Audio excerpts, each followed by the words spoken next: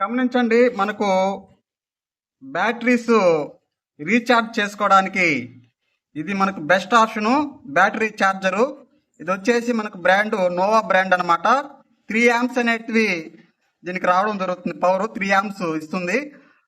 మనకు ఏవైతే bike batteries ఉన్నాయో అవి డౌన్ అయితే మనం దీని ద్వారా మనం రీఛార్జ్ చేసుకోవచ్చు. అలాగే యాసిడ్ బ్యాటరీస్ ఏవైతే ఉన్నాయో అవి కూడా మనం రీఛార్జ్ చేసుకునేటటువంటి ఫెసిలిటీ ఉంటుందన్నమాట.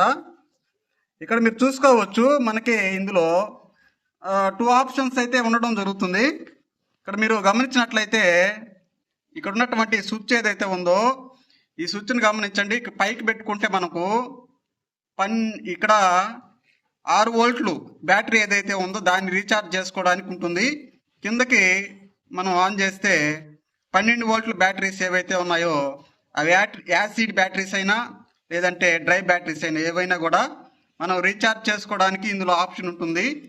నేనైతే నా బైక్ బ్యాటరీ డౌన్ అయిందని చెప్పేసి నేను ఛార్జింగ్ పెట్టడం జరుగుతుంది. ఇక్కడ మీరు చూసుకోవచ్చు, మనం దీన్ని ఆన్ చేసి చూద్దాం ఎలా వర్క్ అవుతుంది ఏంటనేది. ఇక్కడ ఆన్ చేస్తున్నాను, నేను స్విచ్ కూడా వేసాను. ఇక్కడ మీరు గమనించవచ్చు, మనకు అక్కడ లైట్ వెలగడం జరిగింది. మనకు ఇందులో వచ్చేసి యాంప్ మీటర్ కూడా మీరు గమనించవచ్చు. యాంప్ మీటర్ కూడా మనకు చూపిస్తుంది. ఇక్కడ బ్యాటరీ కనెక్షన్ చేసాం కదా, అయితే దీన్ని చెక్ చేయడానికి మనం ఒక మల్టీమీటర్ని అయితే తీసుకుంటున్నాం. ఇక్కడ మీరు మల్టీమీటర్ని ఇక్కడ గమనించండి, బ్యాటరీకి నేను ఒక మల్టీమీటర్ని అయితే సెట్ చేశాను. ఇది మనకు రీఛార్జ్ అవుతుందో లేదో మనం చూసుకోవడానికి. ఇందులో వచ్చేసి మనము 20 కాడికైతే పెట్టుకోవాల్సి ఉంటుంది. ఇక్కడ మీరు గమనించినట్లయితే మనకు బ్యాటరీ కూడా మనకి పవర్ అనేది ఎక్కుతున్నట్లు చూపిస్తుంది. మనకి ఒక్కొక్క పాయింట్ పెరగడం జరుగుతుంది అనమాట. ఇక్కడ మీరు చూసుకోవచ్చు.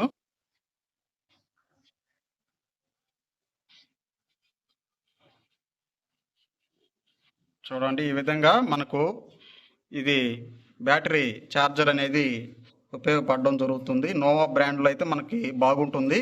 తక్కువలో అయితే తీసుకోకండి, ఒక 1500లో 2000లో అయితే దీన్ని తీసుకోవడానికి ట్రై చేయండి. మనకు ఇటువంటి సందర్భాలలో ఇది మనకు చాలా బాగా ఉపయోగపడడం జరుగుతుందన్నమాట.